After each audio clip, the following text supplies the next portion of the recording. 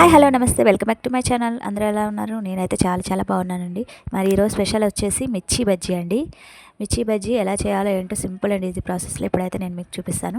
మరి లేట్ చేయకుండా వీడియోలోకి వెళ్దాం. ముందుగా మిర్చి బజ్జీ కోసం నేనైతే చూడండి ఈ సైజ్ మిర్చీలు అయితే తీసుకున్నాను. ఇందులో బ్లాక్ కలర్ ఉంటాయి, ఇలా వైట్ ఉంటాయండి. బ్లాక్ అయితే కొంచెం చేదులాగా అనిపిస్తాయి ఒక్కొక్కసారి.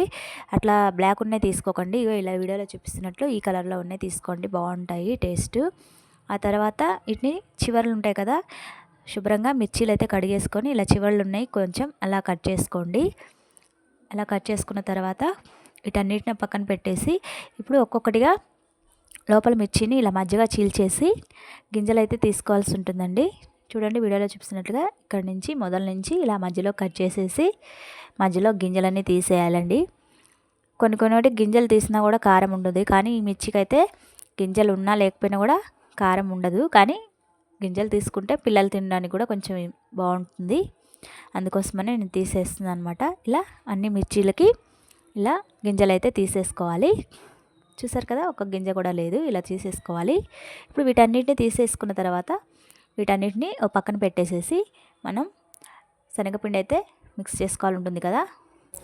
ఒక బౌల్ తీసుకొని దానిలోకి ఒక 3 గరిటెల వరకు నేను శనగపిండి తీసుకుంటున్నానండి.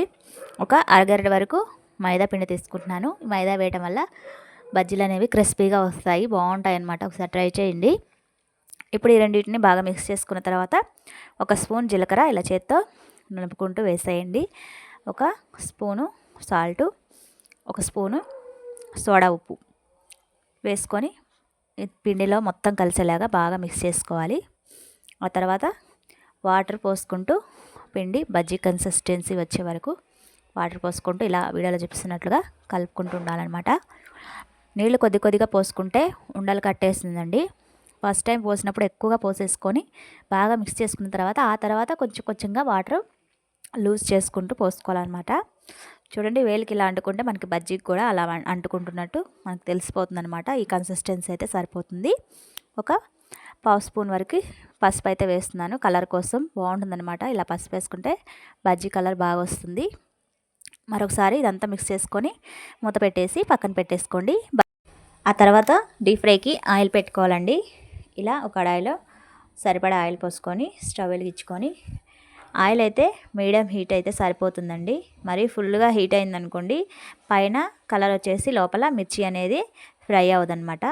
అలాగే మనం పిండిలో ఇలా మిర్చిని డిప్ చేసినప్పుడు ఒక సైడ్ ఇలా గిన్నెకి తుడిచి ఇలా మిర్చి ఒక సైడ్ కనపడేటట్టుగా వేసుకోవాలన్నమాట. అప్పుడే మనకి పైన పిండి ఫ్రై అవుతుంది, అలాగే మిర్చి కూడా ఫ్రై అవుతుంది అనమాట. వీడియోలో చూపిస్తున్నట్లు ఇలా సైడ్కి మిర్చి ఒక సైడ్ మిర్చి కనపడేటట్లుగా పిండి తుడుచుకొని వేసుకోవాలన్నమాట. అర్థమైందని అనుకుంటున్నానండి. చూడండి మిర్చి కనిపిస్తుంది కదా, ఇలా అర్థమైంది కదా. ఇలా మొత్తం ఎన్ని మిర్చి అయితే ఆయిల్లో పడతాయో అన్ని వేసేసుకొని మంచి గోల్డెన్ కలర్ వచ్చే వరకు ఫ్రై చేసుకోవాలన్నమాట. చూడండి మీకు వీడియోలో చూస్తుంటేనే ఆ క్రిస్పీనెస్ అనేది అర్థమవుతుంది, అంత పర్ఫెక్ట్గా వస్తాయి అన్నమాట. చూడండి చాలా బాగా వచ్చింది కదా కలరు. వీటిని ఒక బౌల్లోకి పక్కకు తీసుకోండి. మళ్ళీ రెండో లేయర్ కూడా వేస్తున్నాను అనమాట నేను. చూడండి వీడియోలో మరొకసారి చూపిస్తున్నాను. ఇలా ఒక సైడు గిన్నెకి తుడుచుకొని మిర్చి పైన కనిపించేలాగా వేసుకోవాలి. ఇలా మనకి ఎన్ని కావాలంటే అన్ని సింపుల్గా వేసేసుకోవచ్చు అనమాట. ఆల్రెడీ ఒకసారి వేసేసినాయి అయిపోయినాయి కూడా అండి. ఇటు వేస్తుంటే అది వేడివేడిగా తినేస్తున్నారు కూడా. ఇది ఫైనలీ మిర్చి తినాలంటే మనకి ఆనియన్ కూడా కంపల్సరీ ఉండాలి. ఆనియన్లో కొంచెం కొత్తిమీర ఉంటే కొత్తిమీర, క్యారెట్ వేసుకోండి. నా దగ్గర ఆనియన్ ఒక్కటే ఉంటే ఇలా చిన్నగా కట్ చేసి మిర్చిని మీడియంలో మధ్యలో కట్ చేసుకొని ఇలా ఆనియన్స్ పెట్టేసుకొని పైన మసాలా పొడి అండి, మనకి హోటల్లో ఇస్తుంటారు కదా స్ట్రీట్ స్టైల్లో.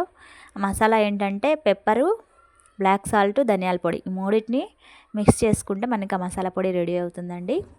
చూడండి ఎంత బాగున్నాయో, చూస్తుంటేనే తినాలనిపిస్తుంది కదా. మరి వీడియో నచ్చిందని అనుకుంటున్నాను.